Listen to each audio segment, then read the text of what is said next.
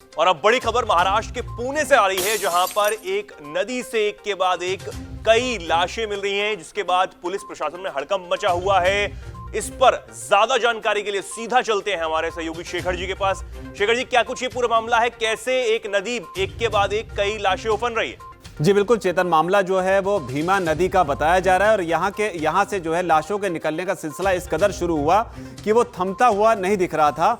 दरअसल पूरा मामला जो शुरू हुआ वो 18 जनवरी से सिलसिला शुरू हुआ। 18 जनवरी को पुलिस को इस नदी से एक लाश मिली थी। उसके बाद में 19 जनवरी को पुलिस को एक और लाश मिली, 20 जनवरी को एक और लाश मिली, 21 को एक और मिली। इसके बाद में 4 एक के बाद एक लाश निकलने के बाद में पुलिस महकमा जो था वो तुरंत हरकत में आया और आनन फानन में उन्होंने आगे की कार्रवाई करते हुए जांच शुरू की। तो जांच शुरू करने के बाद उन्हें 3 लाशें और मिल गई, यानी कि एक के बाद एक टोटल उनको 7 लाशें मिली। 4 पुरुषों की लाशें मिली और जबकि 3 नई लाशें जो मिली वो 3 बच्चों की लाशें बताई जा रही हैं। जिसके बाद में पुलिस हैरान हो गई कि आखिर ये पूरा मामला है क्या ये कोई सामूहिक आत्महत्या का मामला है या फिर इसके पीछे कोई बड़ी साजिश है। हालांकि जिन लोगों की लाशें मिली है उनकी जांच की गई, पता करने की कोशिश की गई आखिर ये कौन लोग हैं। तो जो शिनाख्त हुई है उनमें जो है मोहन पवार और उनकी पत्नी संगीता पवार जो हैं, ये जो 18-19 को लाशें मिली थी, 18 जनवरी और 19 जनवरी को, ये मोहन पवार और संगीता पवार के नाम से इनकी पहचान हुई है, जिनकी उम्र जो है वो क्रमशः 45 और 40 साल है। जिसके बाद में जो अगले 2 दिनों में लाशें मिली, यानी कि 20 और 21 जनवरी को, उनका नाम जो है रानी फलवरे और श्याम पंडित फलवरे है।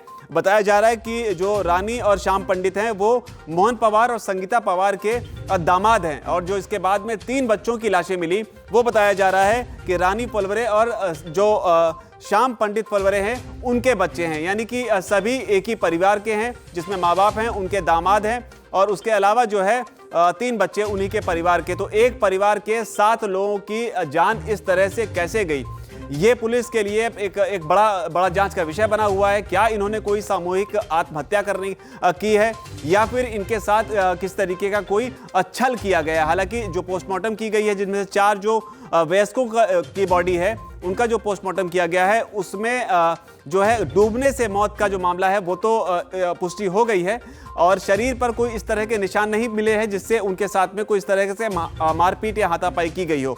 अब पुलिस ये जांचने की कोशिश कर रही है, पता लगाने की कोशिश कर रही है कि आखिर इन 7 लोगों की जान क्यों गई।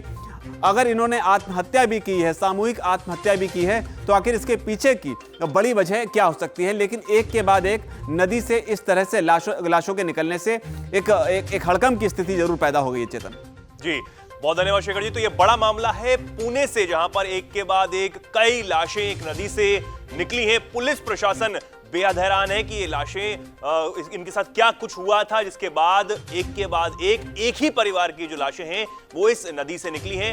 हालांकि पुलिस पूरे मामले की जांच में अभी जुटी हुई है। वीके न्यूज, राष्ट्र के नाम।